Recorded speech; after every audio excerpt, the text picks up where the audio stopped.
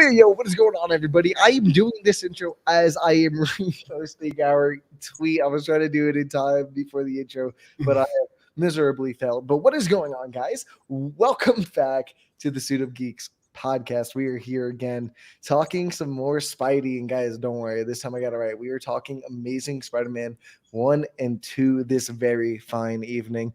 Easily some of the most diversive Spider-Man films, also known as the web duology, because this is infamous for not getting that third movie in the trilogy. That it honestly, I feel like it's somewhat deserved, but we'll get into that in a little bit. But before we get into that very first Amazing Spider-Man film from 2011, let's go down and say hello. What is going on, Loretto?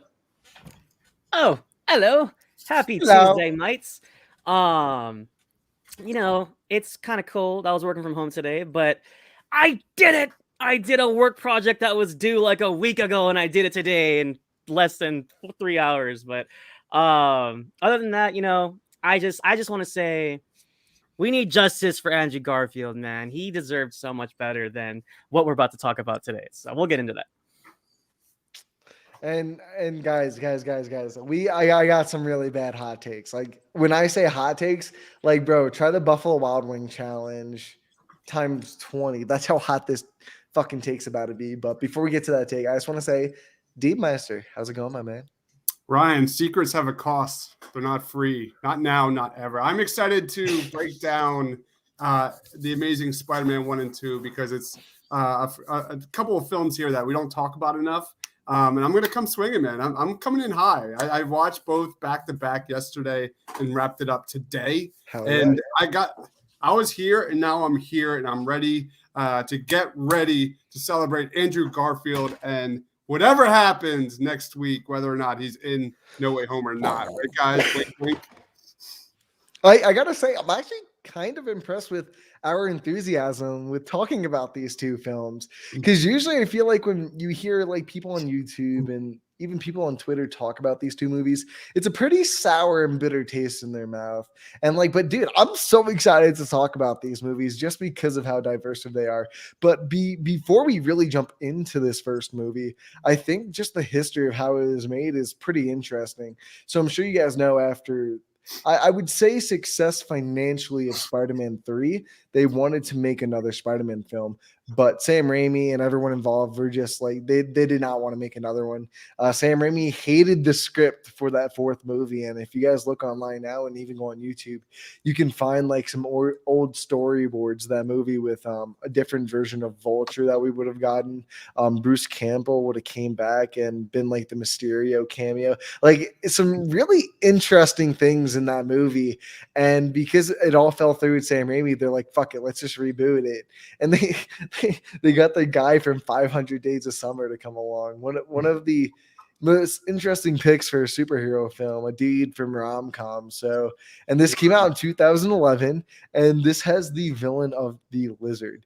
Now, guys, I told you I'd come out steaming. I warned the Loretto, like, bro, once we jump into the Amazing Spider-Man, I'm coming out strong. And Deebs, I'm so sorry, because I know, especially Yulo too, I know how high you guys hold the very first Sam Raimi Spider-Man movie, but I think the Amazing Spider-Man does what the first Sam Raimi Spider-Man movie tries to do, just better.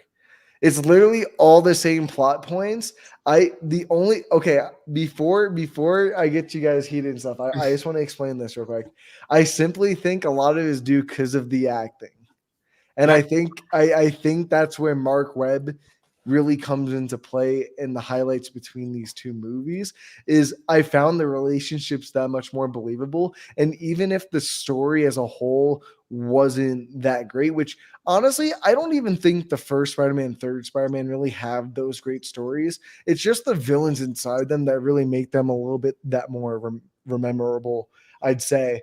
And yeah, I do agree. I think the Lizard is a little less memorable. I think his design has much to be desired. But like, I think in terms of the Peter and Ben relationship, and like the three of them, regardless of what happens with the parents, I think just their acting is much better than the 3 of the original in the Sam Raimi. Okay. I bought the relationship more. And I'm not saying that to undermine like the speech that Uncle Ben gives in that Sam Raimi, because it's great. And I think I like the actor. Like I said, I like all the actors individually. I just think they all played much better off each other in these films.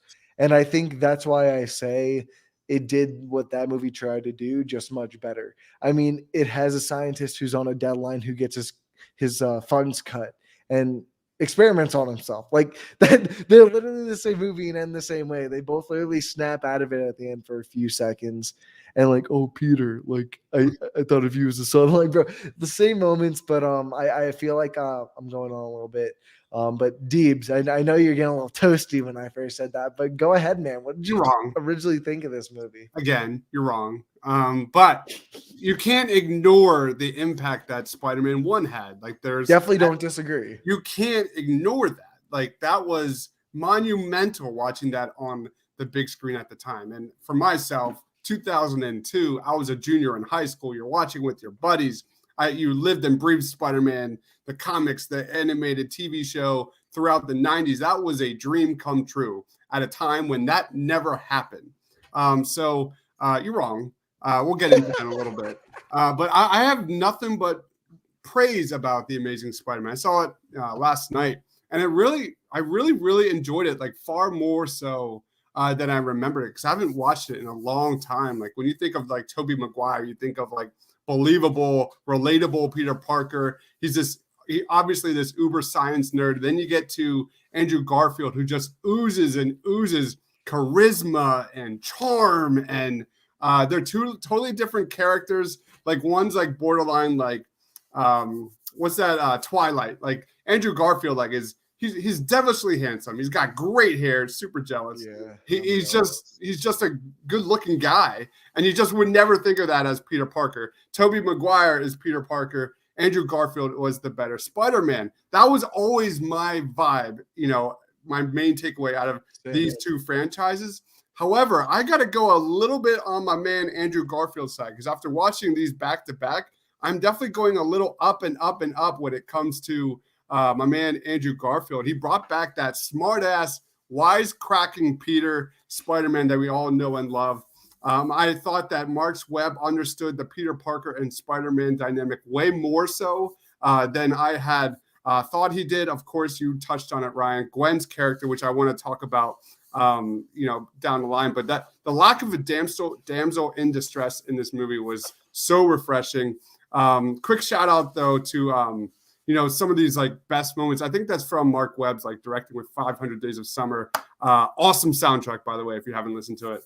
But when Gwen like realizes that Peter Parker's Spider-Man, and she like Peter jumps off the roof, and she's like, I'm in big trouble. Like, I love those like little moments. Those little moments go a long way for me. There's some amazing moments, pun intended, in this movie, and they're not even involving like the lizard. They're not even involving like the big action pieces. Like, my favorite moment of this movie that really got me was that moment where he saves the boy from the burning car. That was awesome.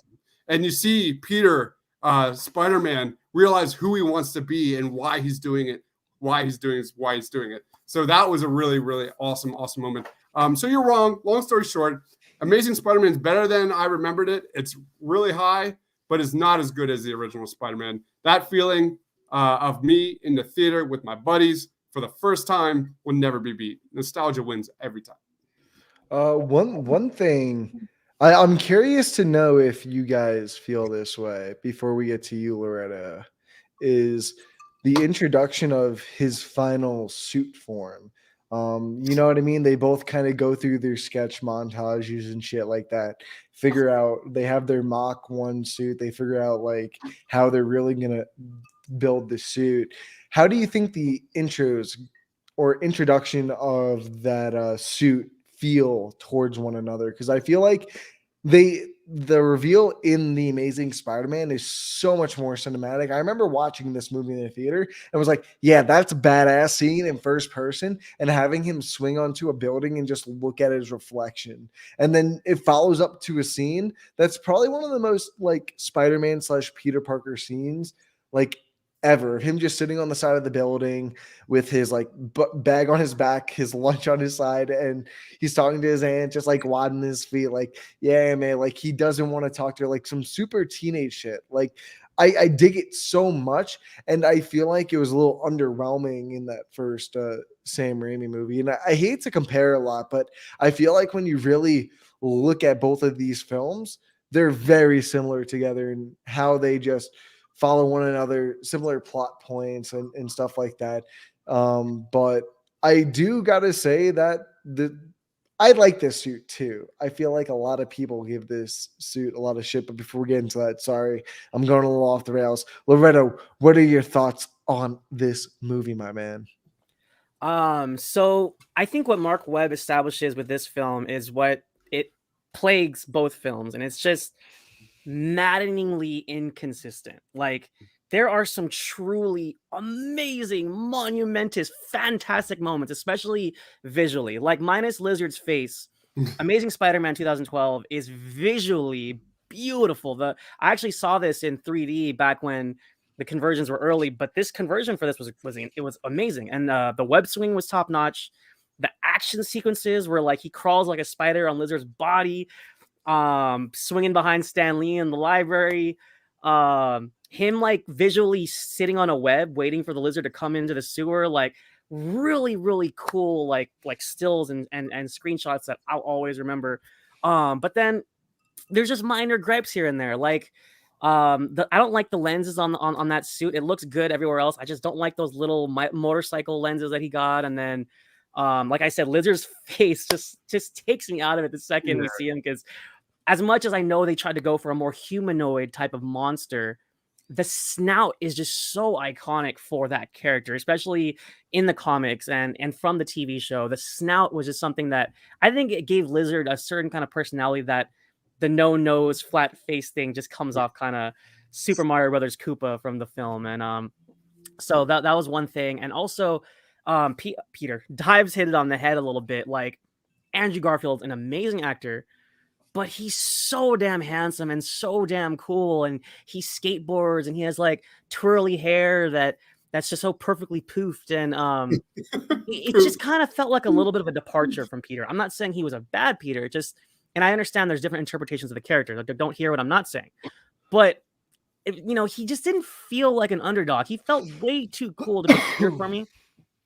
But aside from that, though, I think Garfield's acting elevated his performance as Peter, especially as Spider-Man, with the wisecracks and the quips and my weakness, small little knives, and him sneezing and shooting the web and stuff like that. And by the way, the web shooters were really cool. It was really awesome to see that on screen, even though I actually liked the organic webbing that Toby had. It was cool to see Peter actually create web shooters, so that was awesome. But one thing I'll say, last thing I'll say is, I think what really elevates this film more than some of the others that I don't like is definitely Emma Stone. It was very, very distinct that Emma Stone and Andrew Garfield had chemistry from the start. Crazy.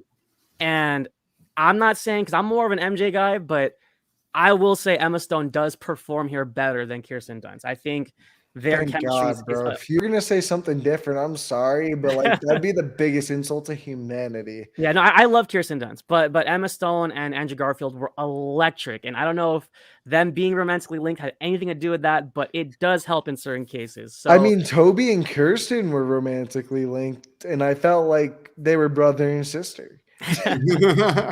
So, and then one last thing I'll say is, like, I really like that sequence where I can't remember if it was after his first fight with the lizard, but when he's up on the rooftop with Gwen, and he's like kind of like beat up a little bit, and he's like freaking out about the moment, and she's like, "Come here, I got you." That's it. That's in her room. Yeah, and she's just like, "I got you. What's going on?" And then like he levels with her. Like that scene is very well acted between the two of them, and it's just, it's probably one of my favorite moments like in the entire film. And it's weird. It's like it wasn't exactly a miss, this film, but it had a lot of ups and downs, is what I'll say. And I like it more than I don't like it, but definitely not quite the home run that I wanted. So can I just like quickly touch on Garfield? Because he is an attractive dude, but what I did like about Garfield's character is he put up the social awkwardness a notch in that character. You know what I mean? Yeah. Like there are a lot of funny moments where he's just so awkward talking to females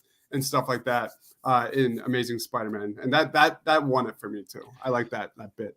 I mean, the perfect scene to describe that is when he tells Gwen that he's Spider-Man. I mean, the entire time I'm just like, bro, I kind of just want to tell her for you. Like, oh my God, you're killing me a little bit. Like, it just like, you kind of just love it because, you know, that's what like Peter's supposed to be. He's supposed to make you feel like that. Like, oh my God, bro, this is like some real teenage angst shit.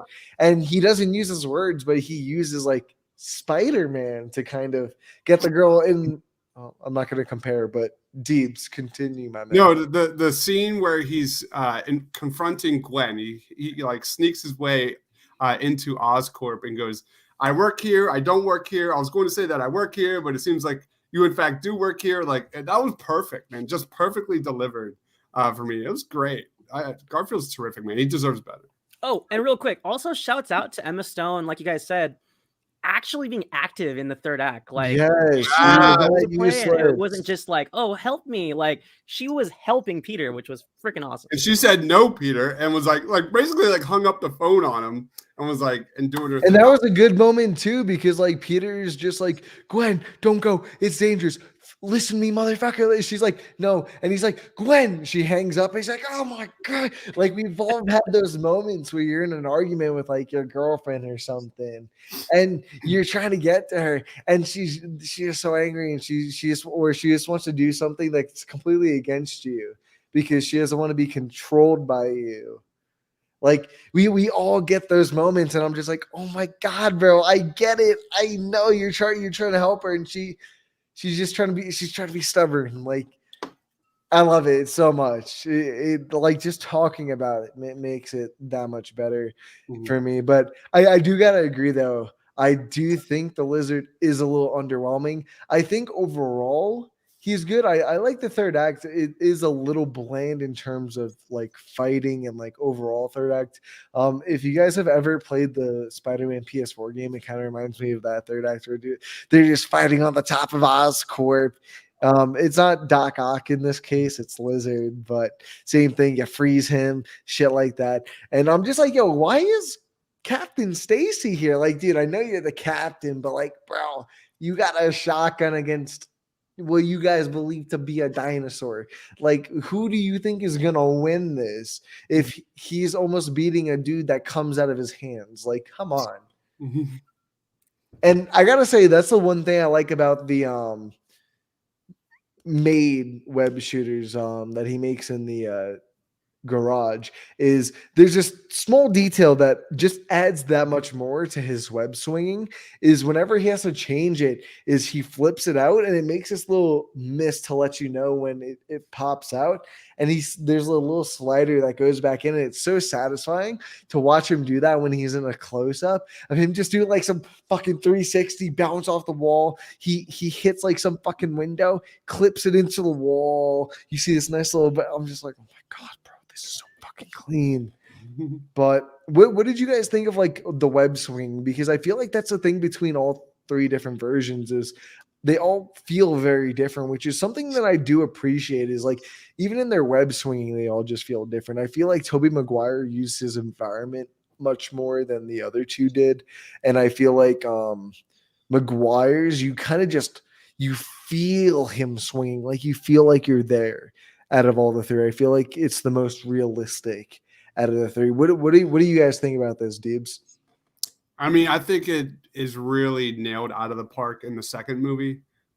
That's when I thought it was absolutely terrific. Like that scene, the opening scene, the intro scene. Oh my God. Hans Zimmer's score is like legit, probably one of the top 10 Spider-Man movie moments ever, where you finally get that Hans Zimmer score and he's falling and you get the symbol and you literally feel like you're falling with him. Did anybody ever play that Spider-Man 2 game back on like PlayStation where like I remember like geeking out, like you're finally Spider-Man in an open world and you climb to the very top tower, the highest tower you could go, and you jump. You know, that was like GTA before GTA. You know, that was like so much fun. Anyway, you attach to the fucking clouds. GTA inspired, I would say, but yeah. Okay, I don't know. No, it came out around the same time. I think when GTA got all big and stuff like that. So. Yeah, but that was awesome. Like epic moment. Yeah, that I agree, Ryan. There's no question that the Amazing Spider-Man had better web slinging action, and I think the action in general was better in the Amazing Spider-Man and the Amazing Spider-Man 2 here than the original trilogy. And I will say the only thing that is holding back Mark Webb's 2 movies is that it just didn't have those like uber memorable iconic moments like the first trilogy had. Hold up. I must object. I must object. Shit. Oh shit. No, because look, hit us low. I feel like I haven't even been as negative as I thought I was going to be about this picture, but I will say, minus that scene where he's talking with Gwen, the other scene that I really, really, really like from this film is when he's like beat up, he's torn up, and he's got to get to the tower to save New York.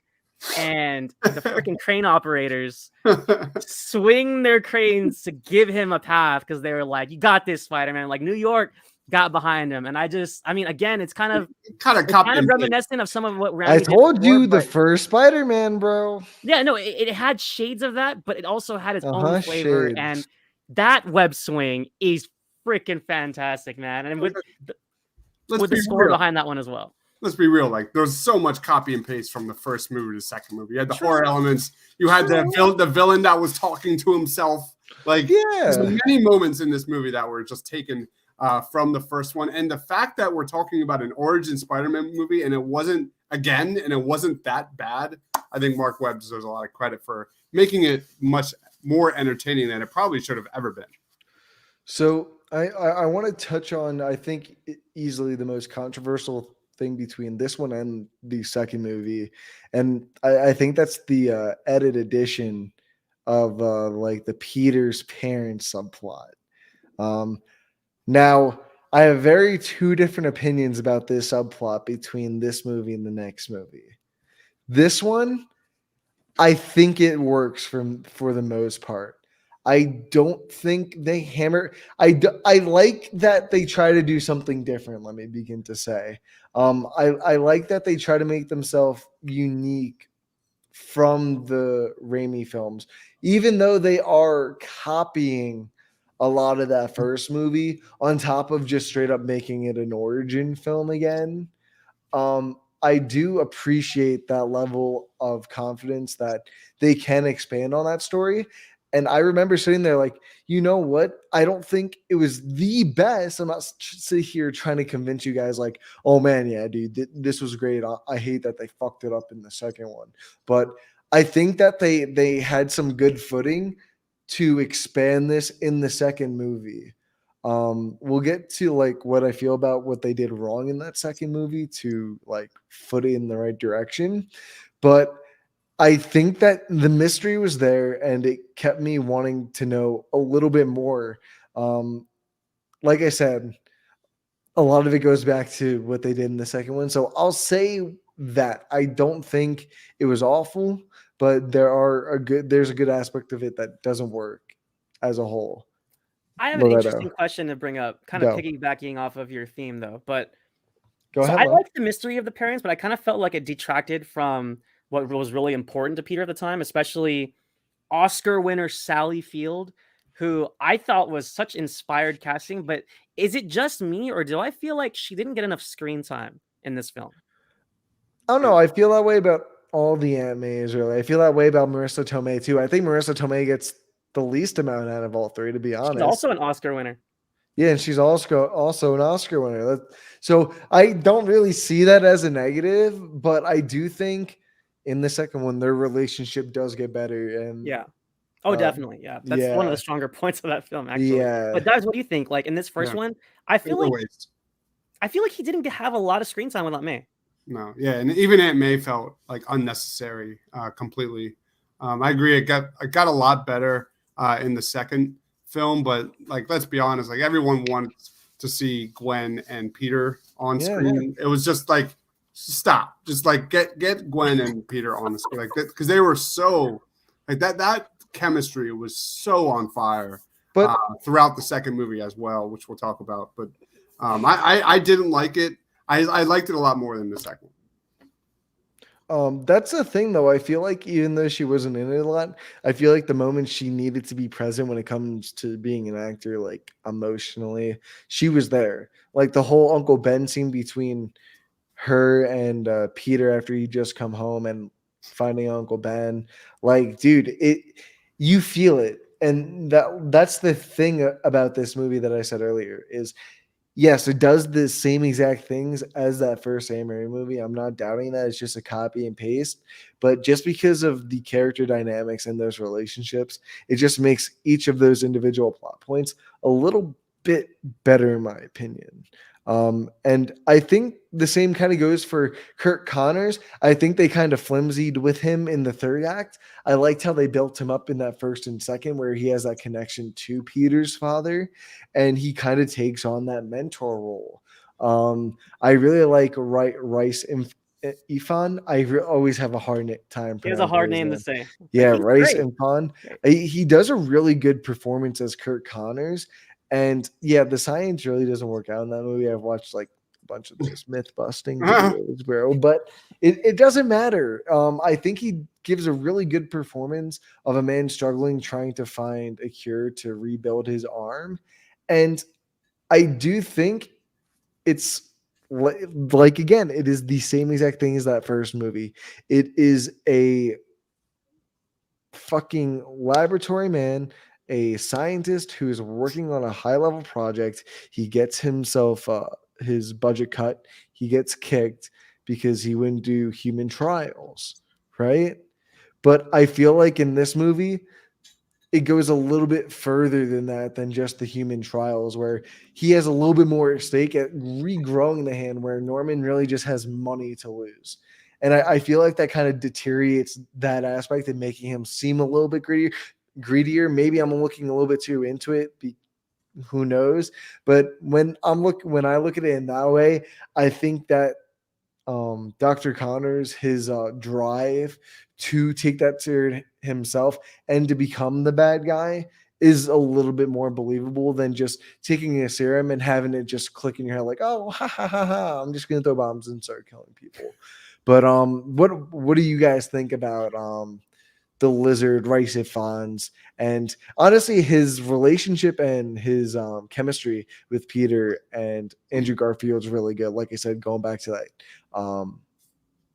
just kind of taking on that father figure type role. But Loretto, what do you think about this character?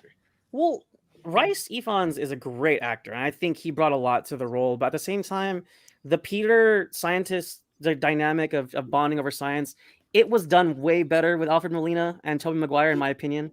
I don't Nothing disagree. against what Andrew Garfield and Rice Ifans did together, but it just didn't quite hit as hard. And what I did enjoy though was I liked his balance of comforting scientist and menace that he had with Lizard, because his voice was great. I loved it. I Yeah. mean, minus the damn snout, because I don't mean to beat a dead horse here, but like to take away the Lizard's snout is like to take away like the Joker's green I don't know hair. why you just don't sue him at this point because it just seems like a tragedy. Yeah, but besides that though, I thought the Lizard was a really fun introductory character, especially for a new franchise. So I thought that was inspired, but I'm also frustrated because a lot of what I liked about the Lizard here, I could just feel how we had this coming with Spider-Man 4, if I recall correctly. Like I know Raimi he was setting up Doc Connor in Spider-Man 2, and so yeah, I like the actor, but I feel like that bond of Peter and the scientist was done better in the previous films. So.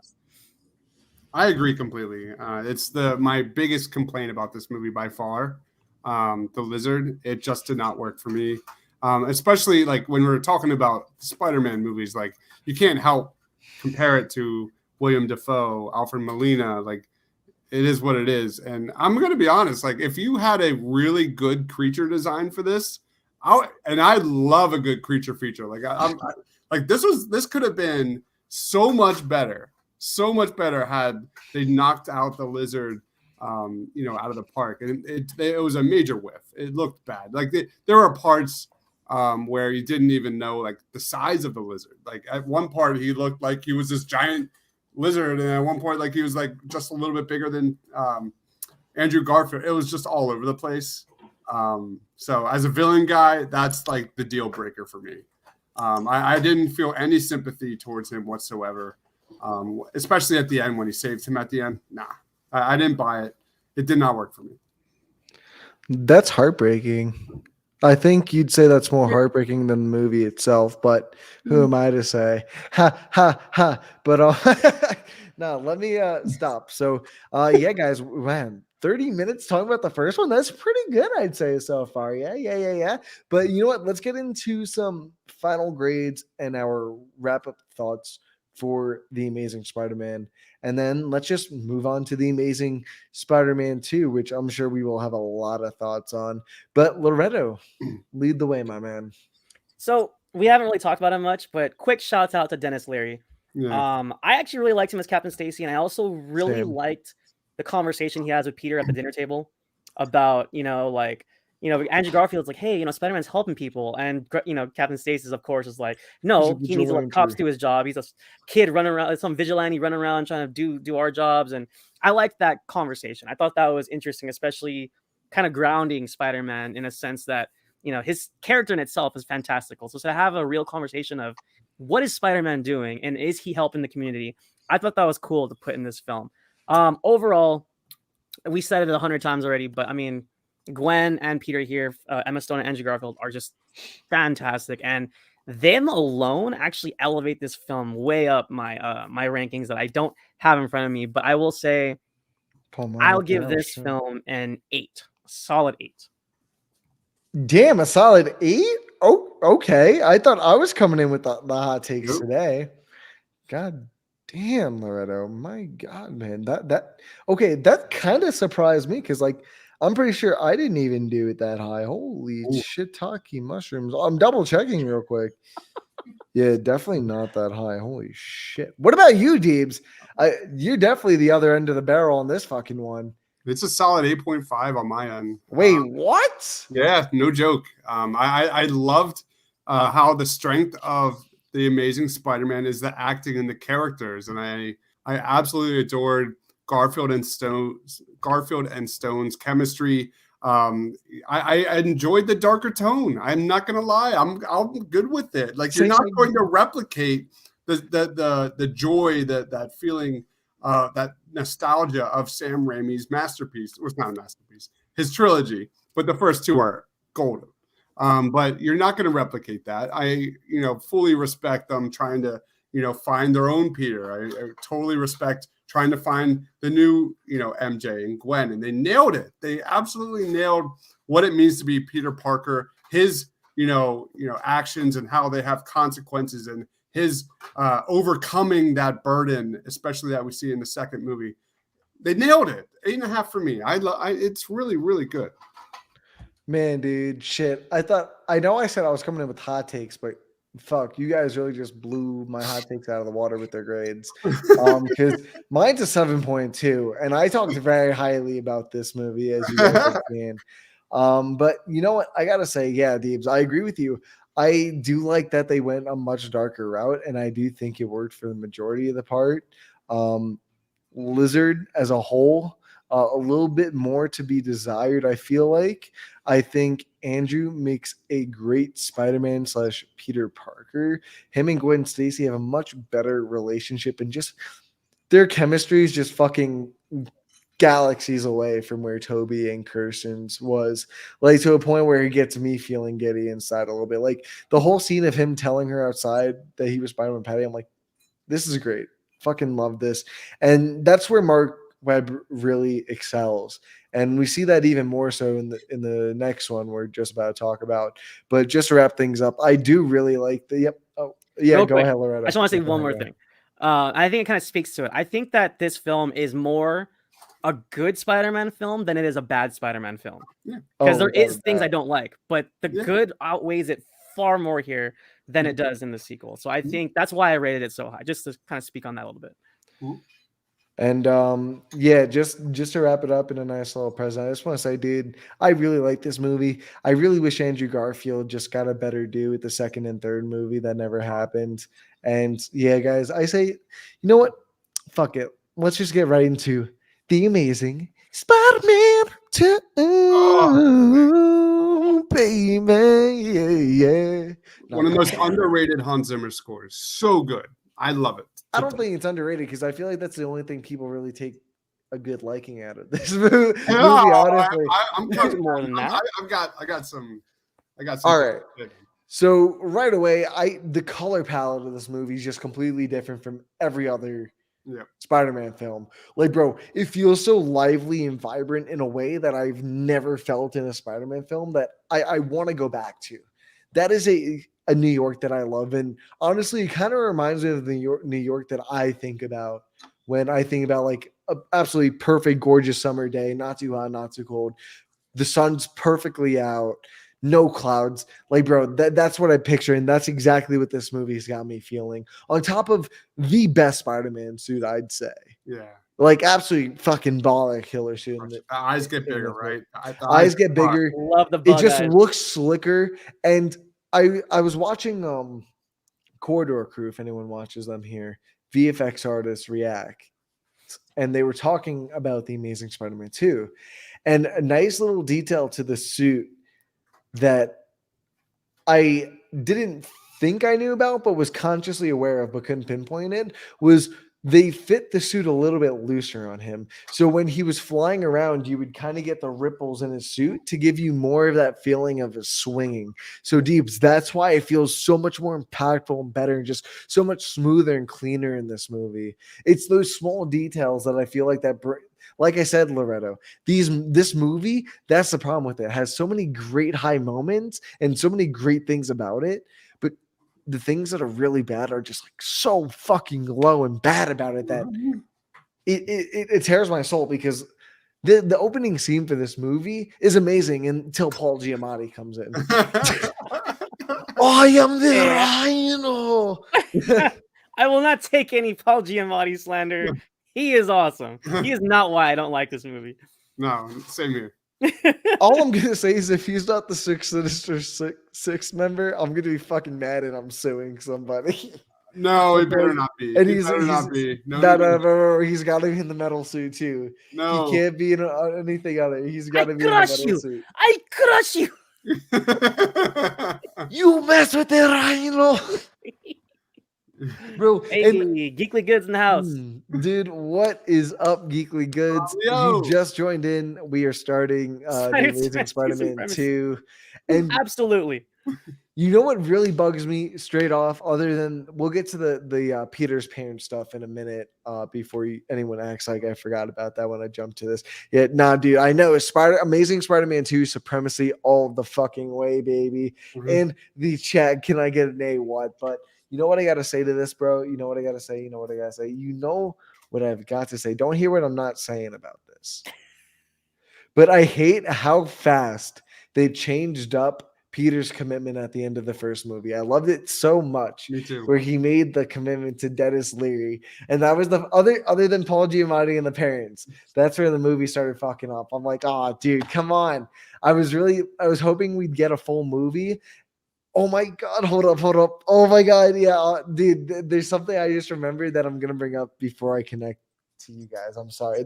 This movie's just that crazy when you really just dig down to the nitty gritty fattiness of it. Like, just so much shit it happens in it. But like, I was hoping in this film we'd get like they weren't dating for most of it. They'd go back and forth, and then she'd die like at the end when they made amends finally. And if you guys don't remember, there was an MJ storyline that was scrapped that was filmed by Shailene Woodley, bro. Like, there was even more plot line in this movie that they somehow took out. That just doesn't seem possible.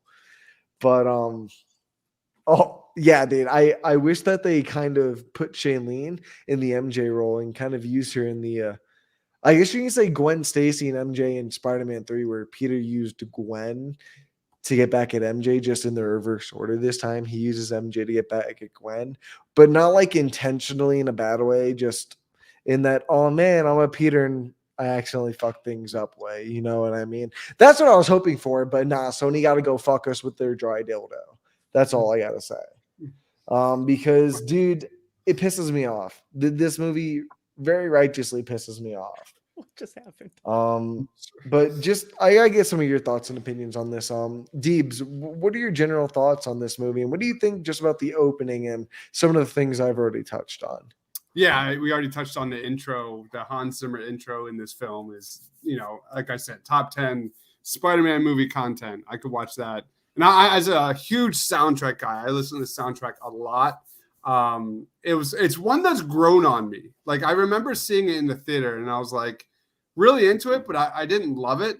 I have definitely, become more fond of it over the years, Spider-Man 2. But here are my reasons why Spider-Man 2 is better than you think it is. The casting, of course, we already knocked on that in the first movie. We already talked about the romance. I thought the spider jokes and the jibes of really made him seem much more human in this film, which really had a payoff at the end of this movie. I thought Harry was better. Not even though that bar is really low, Harry was certainly better here in this movie. I just thought it was a beautifully and thoroughly imagined film. Like, some of the shots, like the slow moments in this movie, are jaw-dropping. Absolutely jaw-dropping. Times Square scene, bro. Fucking great. I was just about to get to that. That action scene, man, when they're in Times Square and Electro's like shooting that one like stand, and you see Spidey, like, it slows down time and he saves everybody. Epic. So good. Of course, you have Gwen Stacy. The soundtrack was great. I just thought it was top to bottom a movie that you saw Peter Parker suffer in a way that we've really never seen before. And yet what is even better about this, he rises above it and comes back. And that's what Spider-Man's all about. So like I said about the first movie, Mark Webb understood the hell out of Spider-Man and Peter Parker. And I give him so much more credit because I like Spider-Man too. Like, this is, to me, like Batman versus Superman. Like, there are so many individually amazing parts about this movie. It's all over the place. I agree. However, like, it does, for me at least, come together in the end. And I really enjoyed it. Like, this is a very much a rewatchable movie for me. Unlike Batman versus Superman, which just was terrible and it did not come together. So I give credit to Mark Webb to be able to handle all the villains and all the plots and wrap it with a bow. So for me, this is right up there, man. I'm telling you, we did Spider-Man ranking movies or shows before, and I always got yelled at for having Amazing Spider-Man 2 a little bit higher, a lot higher than a lot of people. This is a fun movie. I enjoy it.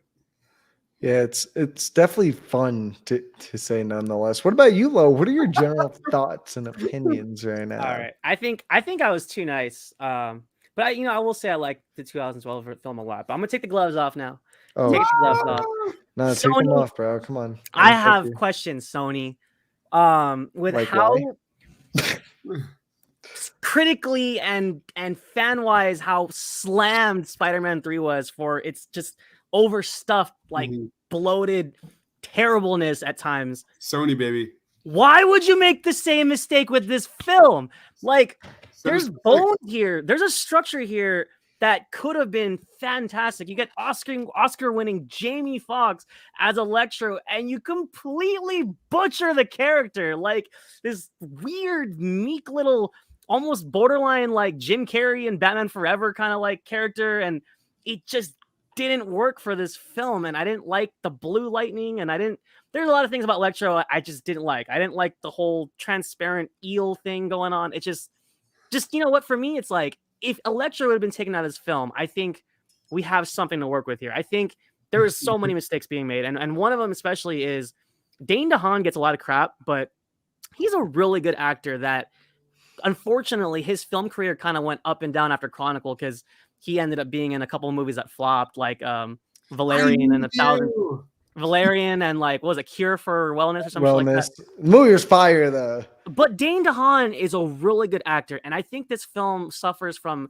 not only not enough characterization for Harry, but he should have been in the first film. Like, if you're gonna bring Harry Osborn into Peter's life, like, why are we gonna establish this and have him magically become the Goblin in like 30 minutes? Like, it just, they rushed the hell out of the Goblin storyline. Yes. All of that magic chemistry we had from Gwen and Peter in the first film, it's not that it's not present here, but it's a little jumbled. And I agree. I think the drama we could have had with Peter fulfilling Captain Stacy's promise would have been intriguing instead of him just going against it. And I agree, Ryan. I think that was a huge mistake as well. I actually don't mind the Rhino, especially because he doesn't really I know. he doesn't play a factor into the plot. But I think the main thing here is that they just tried to do so much. They tried to set up the Sinister Six, and they showed us the tentacles and the wings, and it's like, wait a minute, why the hell would the tentacles and the wings be pre-made? What are you guys doing over there? But you know, all of this stuff that makes me so mad and makes my blood boil about this film, I will say, I agree with Dibes. Hans Zimmer scores and excellent, and I will say that it's so weird how pissed off I was watching the film for the first time, but at the very end, I still walked out with a smile on my face because of that final slow-mo swing where he's throwing the manhole and there's like an explosion behind him, and then we get the logo and it's like dun dun dun dun. It's just like, yeah, like that was cool, but it's like, I'm not gonna forget about how fucking pissed off I was 30 minutes ago. So again, visually, Mark Webb really, he nails, like you guys said already, like the action's amazing. He does a lot of cool first person stuff with the web swinging that I think puts us in Spidey's shoes. And yeah, I'm gonna take a step back here because I got it all out. I let it all out. But God, this was a dumpster fire of a film, man. There's so many ups and downs, like you guys have said already. So. Ryan, look at Leo's comment. Have I not said this literally 1,000 times?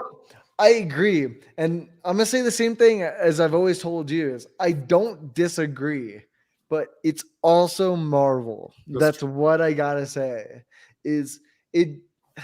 I don't know. I'm trying to be super optimistic about this. I actually have an opinion on that.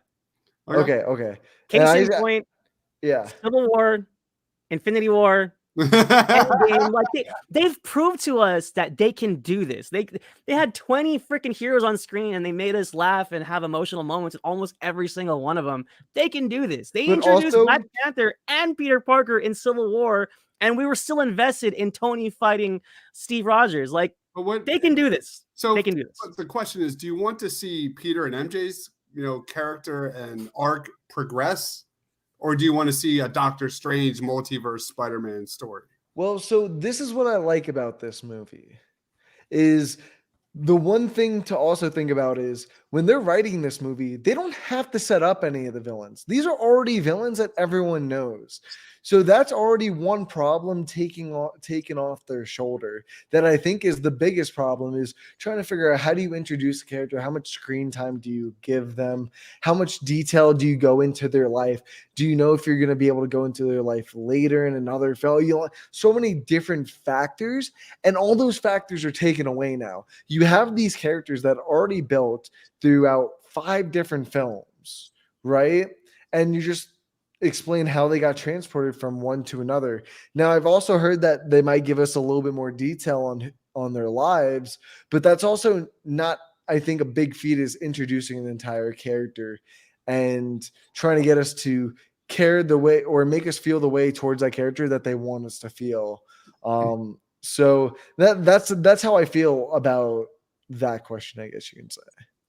Darth Poole says fans have asked for this for over 30 years and studios thought the public was too stupid for this level. What are we talking about here? I'm not sure what we're talking about. I think the whole Spider-Verse multiple universe thing, multiverse. I hope they knock it out of the park, but like I said, I'm a Sam Raimi truther. For me, Spider-Man is your friendly neighborhood Spider-Man. I love to watch that character grow, and I'm sure he will, and I'm sure it's going to be terrific. I'm still, again, optimistic. But you look at Alfred Molina in the latest trailer. He looks like he's going to have a much bigger role than we expected in this film. There's a lot going on. Can I speak to that a little bit, though? No. Because I think that while it might be shorter than we anticipate, I don't think MJ is going to take a back seat in this one. At least no, she literally is in the 3rd act. That's what I'm saying. Well, not just that. I just feel like she's going to be in it enough to where we're not going to feel like we lost that MJ and Peter dynamic that we had at the end of Far From Home. That's what I'm saying. So I hope in No Way Home we get a man. I don't want to say too much because we have a video plan for this. So I don't want to go too much into theory for this, man. Stay on track. Yeah. But anyway, there's one thing that I feel like a lot of people don't talk about that I really do like about this movie, And that's how everything seems to just revolve around Oscorp in these movies. I like that Oscorp is kind of the center hub for all the problems in Spider-Man's life that also created him. You kind of got that within that first Spider-Man movie. I mean, Green Goblin, Oscorp, Spidey got bit, but then everything after that was kind of just an offset villain from Oscorp. This, like, I won't lie, it's not the best tease for the Sinister Six, but it's not on the level of Batman versus Superman, like Steve said, with that type of Justice League reveal where they're pulling up audio clips. Like, I thought it was kind of cool of just seeing them testing out these weapons. Hey Ryan, you love The Office. You know that meme of Pam, like it's the same picture. Justice League, Amazing Spider-Man 2, it's the same. They fucked up that both of those reveals. I'm not saying that they didn't fuck it up. I'm just saying that it's not as terrible as people make it out to be. I think there's a lot to like about it. I just think you haven't grown to the idea that Oscorp is the villain of the story. I don't like it. Because that's really but you see, I think that's where a third movie might have helped.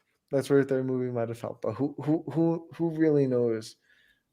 At the end of it, because honestly, there's not too much to like. But I did want to touch on one thing you did say, Lo, about how Gwen and Peter's flirtiness wasn't as good as it was in the first one. Like, bro, I absolutely disagree. Do you not remember the scene right before the Times Square fight where they're talking about how they can't do these things? Like, I don't want you to make that little thing with your nose. Right. Like, bro, come on. Like, did you not get a little gas up? Like, bro, that's cute as fuck. Come on. Honestly, my favorite part was when he webs her hand to the car. You know, what about when he writes? Like, that was what about funny, when he writes like "I love you" and webs across one of the bridges? Ah, yeah, that was pretty good. Dude, come on. Whatever. Right whatever. after, I'm more mad about the stuff I'm mad about. So I should have rewatched it. That's my bad. Right after the Times Square, they actually have a heart-to-heart, and then the Times Square fight happens with Electro, and then right after that, Gwen actually finds herself right at the action, and she sees Peter, and Peter just walks away, and Gwen's like, "Good talk." You know, I think that's the thing towards Gwen's character in this movie. They really make Gwen her own person, and it kind of goes against the whole abiding by Captain Stacy. Don't get her involved. But I really like how they make her own person in this movie. She fights to stay with Peter because she's her own person. She's in charge of her life, and if she knows what she's doing and is comfortable with it, she should feel like, or she should at least do, you know what I mean? What's her dead father like? But also on Peter's side, that's like, it's an oath that you want to hold because you also loved it. Like, there's so many complex things going on with this character that you don't get this in the Raimi trilogy. Is, like I said, that was my main complaint with all three of those movies, is MJ was just there to be the damsel in distress. They never really gave her anything. They only really gave her something in that first movie. Everything after that was with, oh man, Peter, I'm just trying to make you jealous. That was literally everything after that first movie. And I feel like they did something in that first movie with Gwen Stacy in Amazing Spider, and they only built upon that in developing her as her character. And you see that in the end, like that is what gets her killed, is her going into it. Like, Peter even webs her up, like he tells her don't come, but her own stubbornness like hits Electro and then gets carried by the Green Goblin and falls. We'll get to that in a second. But yeah, Loretto, I'm sorry, I just had to go off on you about that. Like, bro, I love their relationship in this movie. Oh, no worries. There's other things going on outside of my door. Nah, it's all good. But like, there's something in this movie. This has some of the most Spider-Man moments and some of the most human moments in a Spider-Man film that you really don't. I haven't felt in any of the others. Like him helping that kid getting bullied with the windmill. Like, bro, that's it. That's so heartfelt. The ending, like you were talking about, Loretto, when the kid goes to stand up in front of the Rhino, and then they do this really heartfelt reveal of that, like, Spider-Man returns after 5 months because Gwen was dead. Like, it's a super impact. Like, bro, the impactful moments are super impactful. That's what I don't get. Like, how did it all go wrong? And that's the super frustrating thing when you really look at it. Because Deebs, I absolutely agree with you. Like, this is a super fun movie, and it is a very rewatchable movie, and that's why I like it more than Spider-Man 3. Spider-Man 3 is just a bore to get through. I can't stand them. Yeah, nothing about this movie is boring. That's what I'm saying. I like the campiness. I'm good with the cartoonish like Rhino. I had no issues with that. And for me, at the end of the day, it was all about Gwen and Peter, and that was just really nailed home there at the end. If you would take out this ending, it probably would have been a completely different vibe for me. But I love where they took Peter's character. I really did. Are there mistakes in this movie? 100%. But like I said, there's so much good that outweighs the bad for me about Amazing Spider-Man 2. So I wish they would have made a Spider-Man 3 with Andrew Garfield because he deserved it. He is just phenomenal. That acting when Gwen passes away is just amazing. That is an amazing performance, just top to bottom. No, yeah, honestly, I agree. And the visual effects in this movie look fucking fantastic. Oh yeah, as per usual. I think that's the one thing I think like the Web and the Homecoming trilogies or like movies have is like, bro, they just I don't want to say this because I hate to say them because it's an older franchise, but they just look better. And it's hard to say that for the Raimi movies because I feel like just web swinging and what they do in these two other trilogies and stuff like that is just much harder when it comes to the technical aspect. So it's hard on that end, but I really like that you see a progression of just the webbing, the swinging of how the character reacts. And yeah, man, there is a lot to like within this movie. There's a lot to dislike. Do you have any thoughts and opinions on like Peter's parents subplot in this movie? Yeah, Leo's gone. Loretta's gone. It was a lot better in the second movie, but I felt like Sally Field had a really good moment in this movie.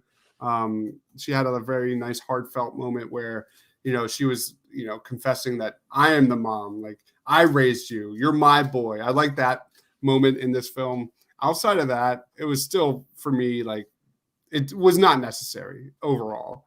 Like this was a Peter and Gwen story, which I really loved, obviously.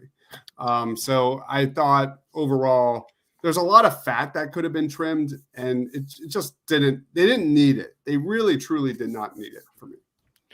No, absolutely agree. And like I said, in the first movie, I feel like there was no reason to not justify being there. They were trying to do something different, see where they go. But I feel like the second movie really diminished that and really went to some really odd directions. But I don't know if you guys knew this. There is a deleted scene of his dad actually coming back in present day when Peter's standing over either his gravestone or Gwen's gravestone, and they have a heart-to-heart moment. So his father turns out to surviving that plane crash. Oh my god! I didn't know.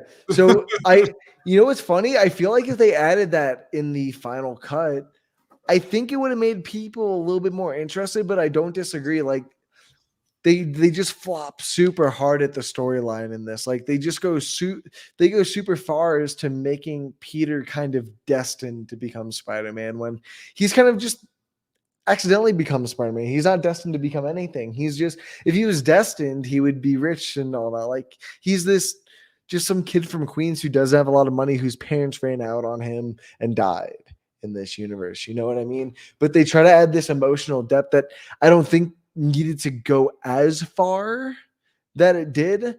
But like I said, that's what I think they should have done. And that's not what they did.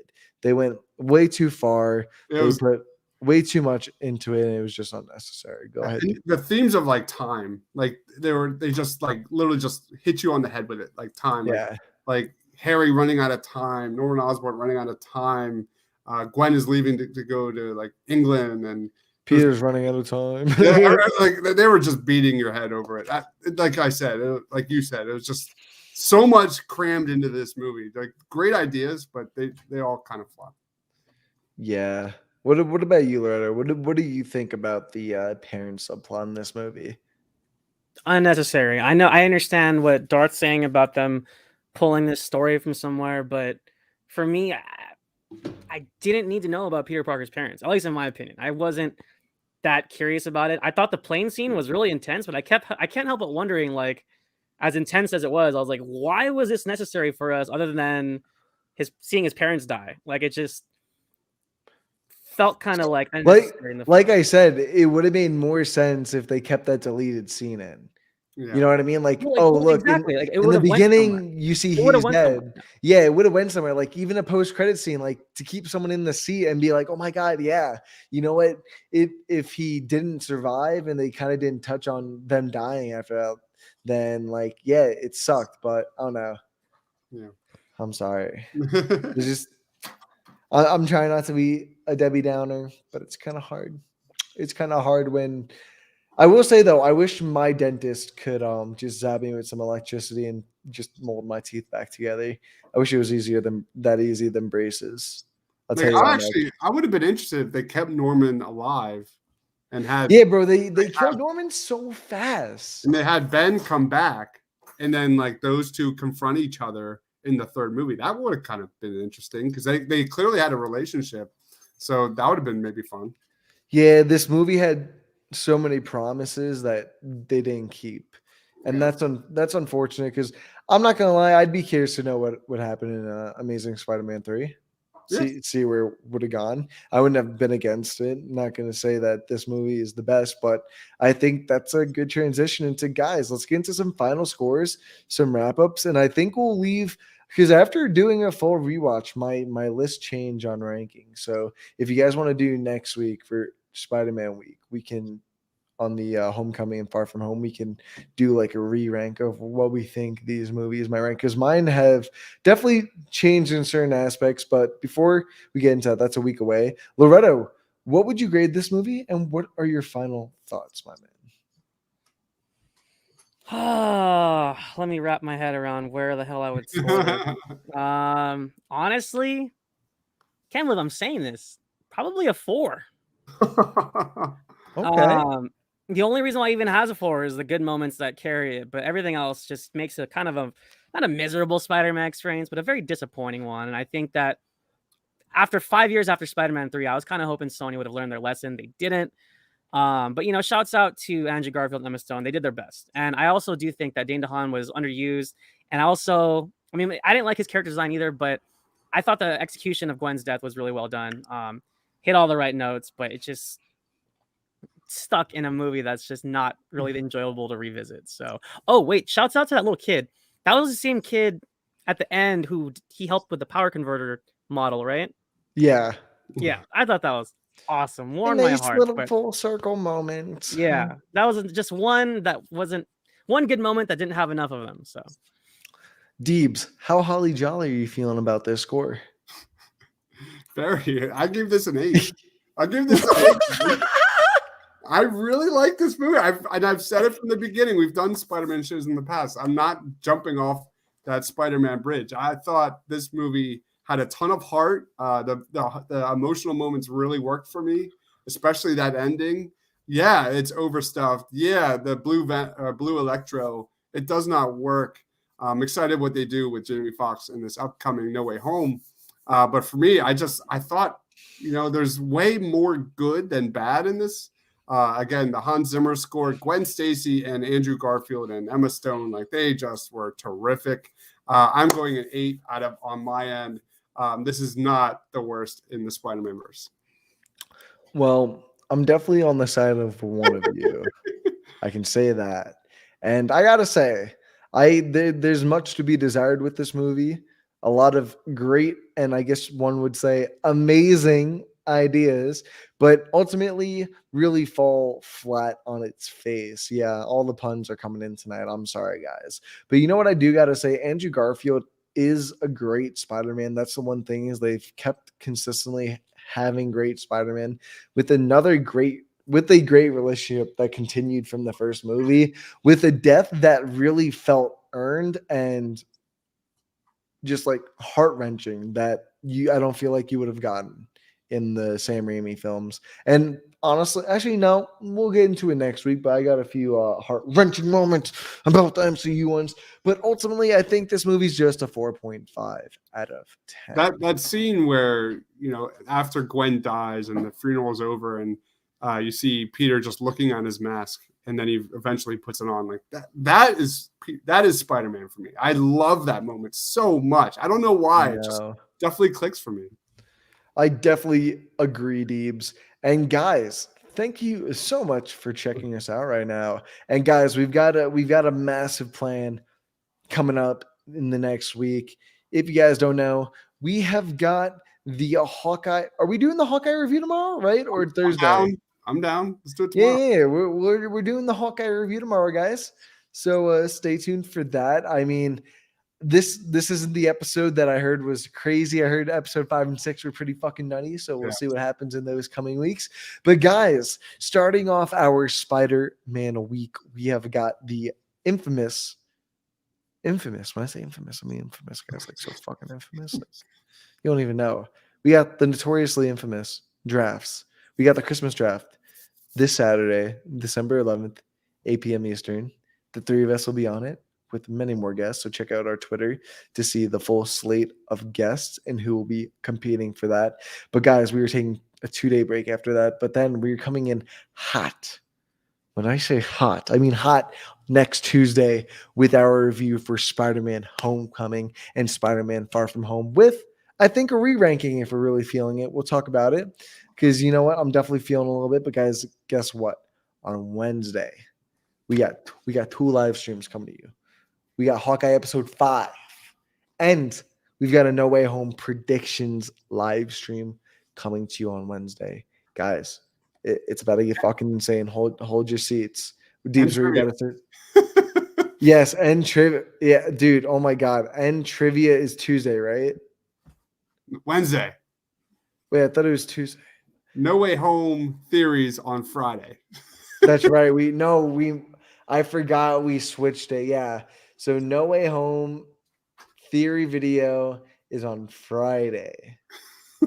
And then trivia is on Wednesday, guys. You know what? I was perfectly confident. That was the problem. I was too confident in my answer. But guys, we are hitting you next Thursday for our smack dab with the late night review for some of you folks with, you guys guessed it, a No Way Home spoiler review with a bunch of guests coming on to talk about this movie because, dude, this will be a long live stream. And guys, we will be talking for a while on that one. And then, like I said, Friday, we are doing the theory video on our way home where we think about the future, like talk about everything that really happened, where we think they're going from there. And yeah, guys, that was a lot to talk about. I guess don't forget to hit the like, comment, subscribe button. And yeah, comment down below your favorite Spider-Man, your favorite Spider-Man movie, your favorite Spider-Man moment, what your rankings are. We want to know it all, guys. And without further ado, we'll see you tomorrow on the next one. Peace.